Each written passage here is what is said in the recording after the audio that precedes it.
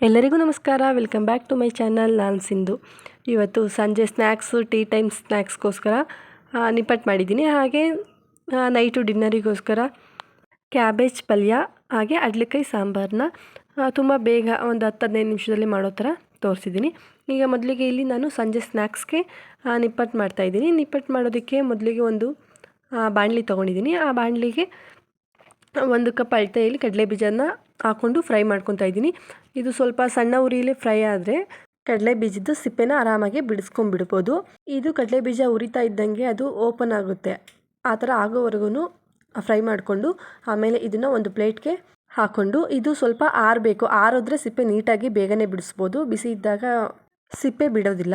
ಮತ್ತು ಅದೇ ಬಾಣಲಿಗೆ 1 ಕಪ್ಪು ಹುರ್ಗಡ್ಲೆನ ತೊಗೊಂಡಿದ್ದೀನಿ. ಅದು ಕೂಡ ತುಂಬ ಜಾಸ್ತಿ ಫ್ರೈ ಆಗೋದು ಬೇಡ. ಸ್ವಲ್ಪ ಬೆಚ್ಚಗಾಗೋವರೆಗೂ ಈ ರೀತಿ ಕೈ ಆಡಿಸ್ಕೊಂಡು ಸ್ವಲ್ಪ ಬೆಚ್ಚಗೆ ಮಾಡಿಕೊಂಡು ಅದನ್ನು ಒಂದು ಪ್ಲೇಟ್ಗೆ ಎತ್ತಿಟ್ಕೊಂಡ್ರೆ ಸಾಕು. ಈಗ ಸ್ಟವ್ನ ಆಫ್ ಮಾಡಿಬಿಟ್ಟು ಬಾಣಲಿ ಬಿಸಿ ಇರುತ್ತಲ್ಲ ಅದಕ್ಕೇ ಕರಿಬೇವಿನ ಸೊಪ್ಪನ್ನ ಹಾಕ್ಬಿಟ್ಟು ಸುಮ್ಮನೆ ಒಂದು ಸ್ವಲ್ಪ ಕೈ ಆಡಿಸಿದ್ರೆ ಅದು ಸ್ವಲ್ಪ ಕ್ರಿಸ್ಪಿ ಆಗಿಬಿಡುತ್ತೆ. ನಾವು ಹಿಟ್ಟು ಕಲಿಸ್ಕೊಳ್ಳುವಾಗ ಹಾಕೊಳ್ಳೋಕ್ಕೆ ಈಸಿ ಆಗುತ್ತೆ ಅಂತ ಅಂದ್ಬಿಟ್ಟು ನೋಡಿ, ಕಡಲೆ ಬೀಜನ ಆರಿದ್ಮೇಲೆ ಈ ಥರ ಕೈಯಲ್ಲಿ ಕ್ರಷ್ ಮಾಡಿದ್ರೂ ಅದು ಸಿಪ್ಪೆ ನೀಟಾಗಿ ಬಿಟ್ಕೊಂಡ್ಬಿಡುತ್ತೆ.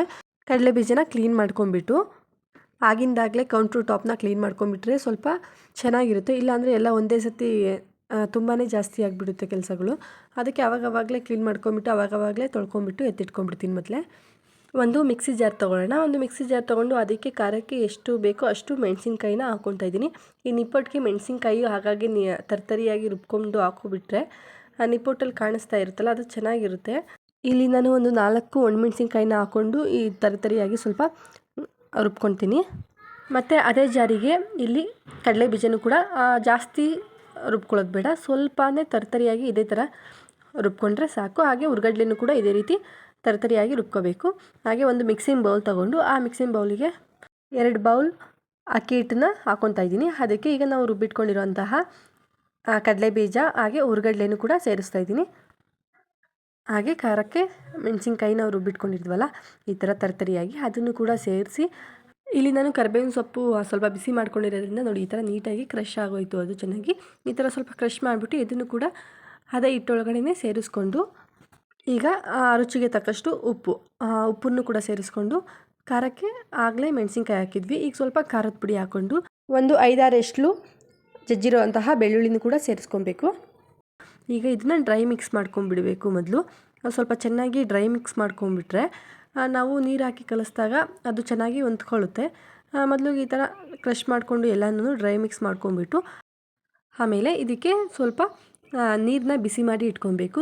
ಬಿಸಿನೀರು ಹಾಕ್ಕೊಂಡ್ರೆ ತುಂಬಾ ಚೆನ್ನಾಗಿ ಬರುತ್ತೆ. ಅದರಿಂದ ಮೊದಲು ಸ್ವಲ್ಪನೇ ನೀರು ಹಾಕ್ಕೊಂಡು ಕಲಿಸ್ಕೊಳ್ತಾ ಹೋಗಬೇಕು. ಹಾಗೆ ನೋಡ್ಕೊಳ್ತಾ ನೀರು ಹಾಕ್ಕೊಂಡ್ಬಿಡಬೇಕು.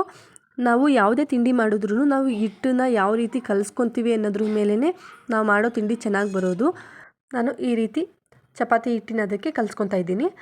ಚಪಾತಿ ಹಿಟ್ಟಿನ ಅದಕ್ಕೆ ಕಲಿಸ್ಕೊಂಡು ಈಗ ಈ ಹಿಟ್ಟನ್ನು ಪಕ್ಕಕ್ಕೆ ಇಡೋಣ. ಸ್ವಲ್ಪ ನೆನ್ಕೊಳ್ಳುತ್ತೆ. ಈ ಕಡೆ ನಾವು ಎಣ್ಣೆನ ಕಾಯಿಸ್ಕೊಳ್ಳೋ ಅಷ್ಟರಲ್ಲಿ ಹಿಟ್ಟು ಕೂಡ ಚೆನ್ನಾಗಿ ನೆಂದಿರುತ್ತೆ.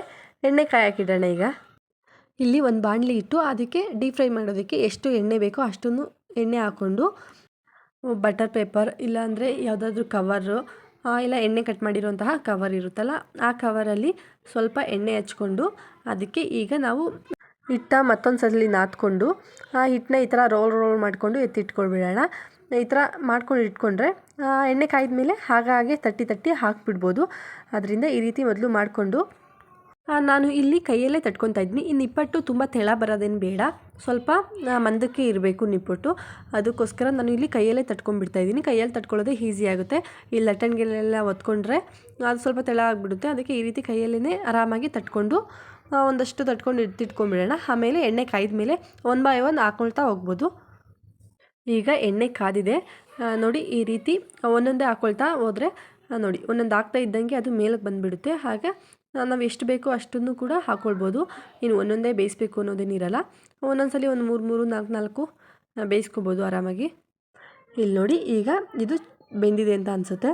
ಈ ಥರ ಸ್ವಲ್ಪ ಗೋಲ್ಡಿಶ್ ಕಲರ್ ಆಗ್ತಾ ಇದ್ದಂಗೆ ಆರಾಮಾಗಿ ಎತ್ಕೋಬೋದು. ಇದು ಸ್ವಲ್ಪ ಆರಿದ್ಮೇಲೆ ಇನ್ನೂ ಕಲರು ಜಾಸ್ತಿ ಬರುತ್ತೆ.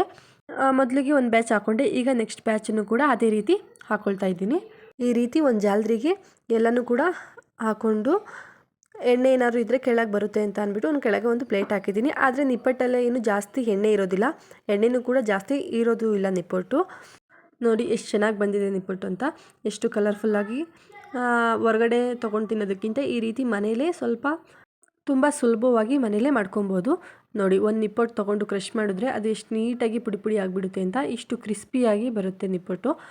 ಆರಾಮಾಗಿ ಮಾಡ್ಕೋಬೋದು. ನಾನು ಇದನ್ನು ಟೀ ಟೈಮ್ಗೆ ಅಥವಾ ಮನೆಯಲ್ಲಿ ಮಕ್ಕಳು ಸ್ನ್ಯಾಕ್ಸ್ ಕೇಳಿದಾಗ ಆರಾಮಾಗಿ ಮಕ್ಕಳಿಗೆ ಕೊಡ್ಬೋದು. ನಾನು ಇಲ್ಲಿ ಎಲ್ಲನೂ ಒಂದು ಬಾಕ್ಸ್ ಒಳಗಡೆ ಹಾಕ್ಕೊಂಡು ಸ್ಟೋರ್ ಮಾಡಿ ಎತ್ತಿಟ್ಕೊತೀನಿ. ಇದನ್ನು ಆರಾಮಾಗಿ 1 ತಿಂಗಳು ಇಟ್ಕೊಬೋದು, ಯಾವುದೇ ರೀತಿ ಹಾಳಾಗಲ್ಲ ಇದು. ಇದನ್ನು ಸಂಜೆ ಟೀ ಜೊತೆ ಆರಾಮಾಗಿ ಎಲ್ಲರೂ ಕೂತ್ಕೊಂಡು ಎಂಜಾಯ್ ಮಾಡಿದ್ವಿ.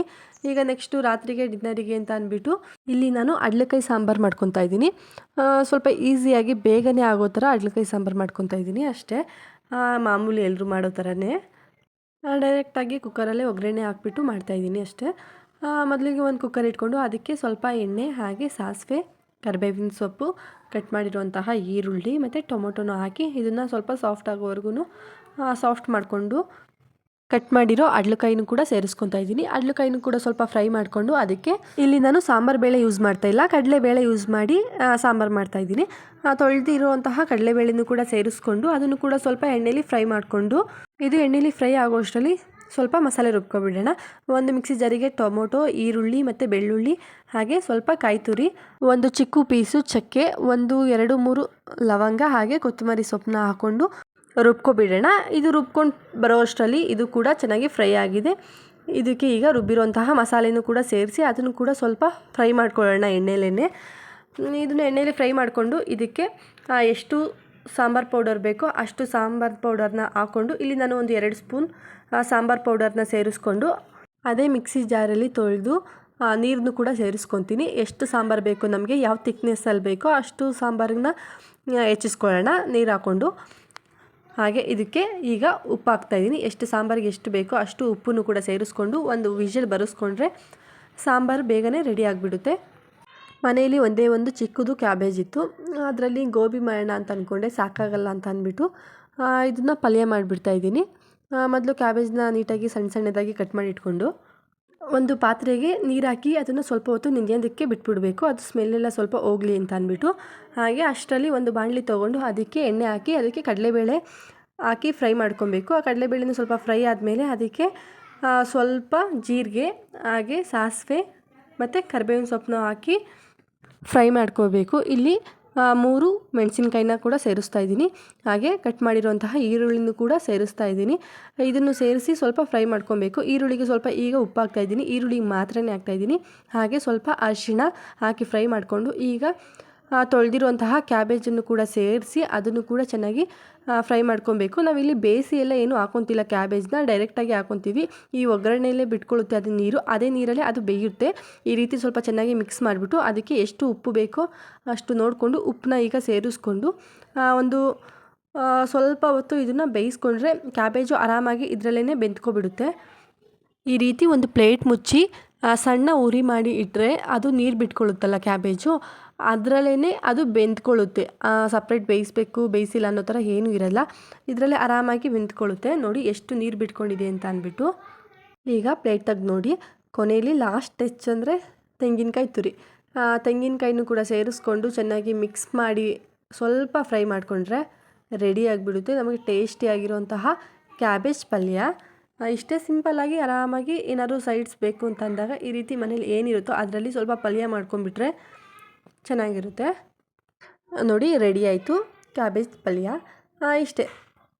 ಈ ವಿಡಿಯೋ ನಿಮಗೆ ಇಷ್ಟ ಆಗಿದೆ ಅಂತ ಅನ್ಕೋತೀನಿ. ಹೋಪ್ ಈ ವಿಡಿಯೋ ಇಷ್ಟ ಆಗಿದೆ ಪ್ಲೀಸ್ ಸಬ್ಸ್ಕ್ರೈಬ್ ಮಾಡ್ಕೊಳ್ಳಿ, ಲೈಕ್ ಮಾಡಿ, ಹಾಗೆ ಶೇರ್ ಮಾಡಿ. Thank you.